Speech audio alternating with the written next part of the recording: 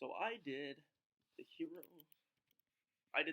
of the Olympus book, the Son of Neptune by Rick Riordan. It is the second book in the series, which I read the first one about a month ago.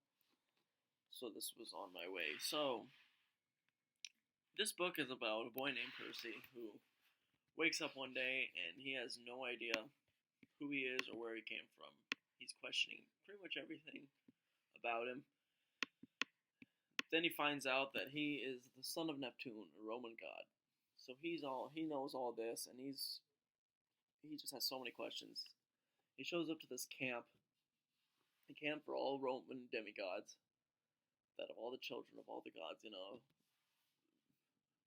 Mercury, Neptune, all them, So then during this he has to find one of the eldest gods, and he has to beat him.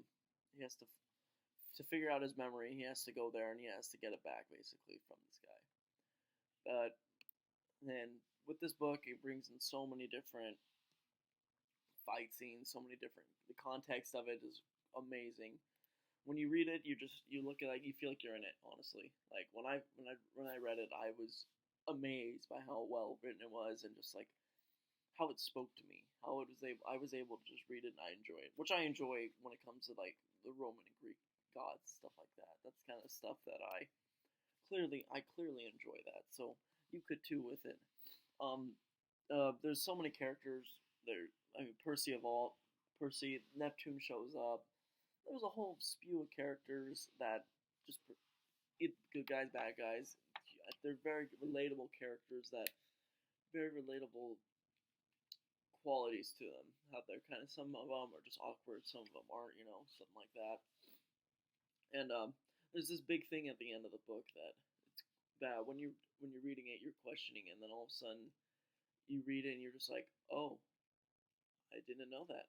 And you just look at it and you're just like, that really, it's about Percy. And when you're reading it, so you're sitting there and you're looking at it and you're just questioning, like, okay. And then he finds out and you're just, mind is blown. Like, the whole context has changed. Everything is, you question a lot of it that you question everything that you've read because you're not knowing what's going to happen next because they're leaving you and they're telling you this, and then it just ends. There's nothing, there's no goodbye, there's no anything of happy ending really, because I think it leads into the next book, but it still leaves you with this thought if you don't have the book, like, what's going to happen? Why isn't this happening? What else is going to happen with these characters? I really thought it was interesting just because, from a reading perspective, the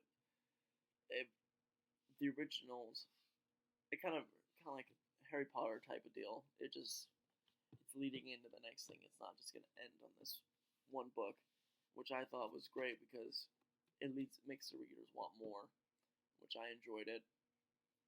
I think that's what all books should do. I think that if you're reading a book, you should be able to be like, all right, I'm reading it, I'm enjoying it. It's just, I want to keep going with it, because if that's not what you're into, then if that's what you're into, this book is all of that. It context, it brings you anything, danger, guessing if the person's gonna make it or not. You just love it. I thought it was great. I think you guys would all enjoy it, and it would be an awesome experience for you. So give it out. It is called The Son of Neptune by Rick Riordan.